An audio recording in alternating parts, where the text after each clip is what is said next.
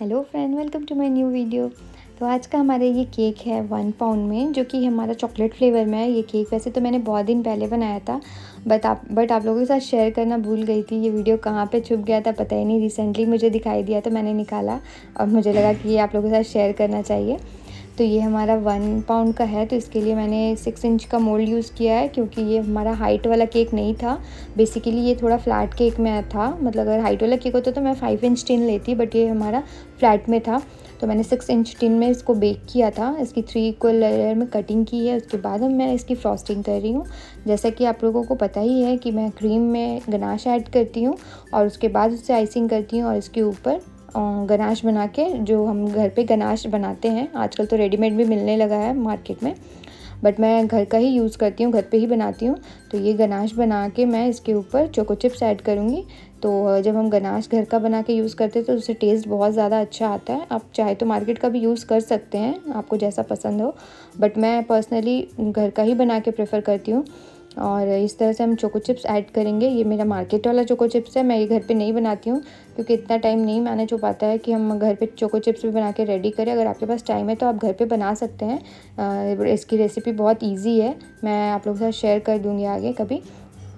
फिर इसके बाद हम इससे अच्छे से सेकेंड लेयर रखेंगे और उसके अच्छे से सोकिंग करेंगे। तो सेम प्रोसेस रिपीट होगा जैसे कि मैंने पहले किया था। इसके ऊपर पाइपिंग बैग से मैं अच्छे से चॉकलेट क्रीम लगाऊंगी, उसके ऊपर गनाश लगाऊंगी एंड देन चोको चिप्स लगाऊंगी।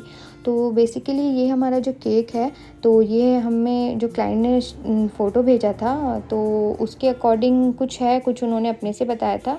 बेसिकली ये आप कह सकते हैं कि ये बाइक थीम केक है। तो उनको अपने बॉयफ्रेंड के लिए केक बनवाना था, तो उन्होंने बाइक ऐड करवाए, कुछ टायर्स ऐड करवाए हैं, कुछ मतलब ड्रिपिंग करवाई है चॉकलेट की। तो ये टोटली कस्टमर के द्वारा ही कस्टमाइज़ करवाया गया है, तो मैंने वैसे ही बना के रेडी किया था।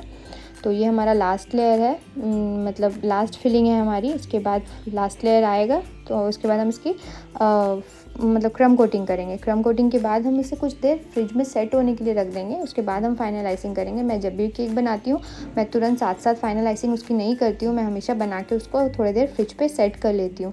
उसके बाद ही मैं इसकी फाइनल आइसिंग करती हूँ। तो इससे क्या है, जब आप फाइनल आइसिंग करते हो तो केक बहुत स्मूथली फिनिशिंग आ जाती है, क्योंकि केक ठंडा रहता है। केक फ्रिज में रखने से चिल्ड हो जाता है, और हम जो क्रीम यूज़ करते हैं वो भी ठंडा रहता है। तो दोनों मिल के क्या हो जाता है, पूरा ठंडा होने से क्या है, बहुत अच्छे से इसकी आइसिंग हो पाती है। तो मैं ये क्रम कोटिंग कर रही हूँ केक की। इसमें बहुत कम क्रीम का यूज़ करेंगे, क्योंकि हमें ऊपर से वापस से क्रीम लगाना है। तो क्रम कोटिंग के लिए इतना ही हमें, क्रम कोटिंग का मतलब यही होता है कि जो केक के क्रम्स है वो अच्छे से क्रीम में छिप जाए। मतलब जब आप फाइनल आइसिंग कर रहे हो तो क्रम्स उसके बार बार क्रीम के ऊपर ना आए, इससे केक का टेक्सचर ख़राब होता है। तो हमें इसीलिए क्रम कोटिंग करनी है, थोड़ी देर सेट करना है, तो जिससे केक थोड़ा सा चारों तरफ से मॉइस्ट हो जाए और उसकी क्रम्स सारी है जो क्रीम से अच्छे से दब जाए। अब इसके बाद हम इसकी फाइनल फ्रॉस्टिंग कर रहे हैं। तो ये हमारा वाइट कलर का क्रीम केक था। तो वाइट क्रीम मैंने सिर्फ क्रीम को विप करके नॉर्मल जैसे हम लेते हैं वैसे ही लिया है। मैंने कोई फ्लेवर ऐड नहीं किया है, कोई भी कलर ऐड नहीं किया है। और इसे हम पाइपिंग बैग से अच्छे से चारों तरफ फैला के लगा रहे हैं। और जब ये पाइपिंग बैग से लग जाएगी उसके बाद हम पैलेट नाइफ का यूज़ करेंगे। पैलेट नाइफ से अच्छे से स्मच करेंगे, अच्छे से मिलाएंगे।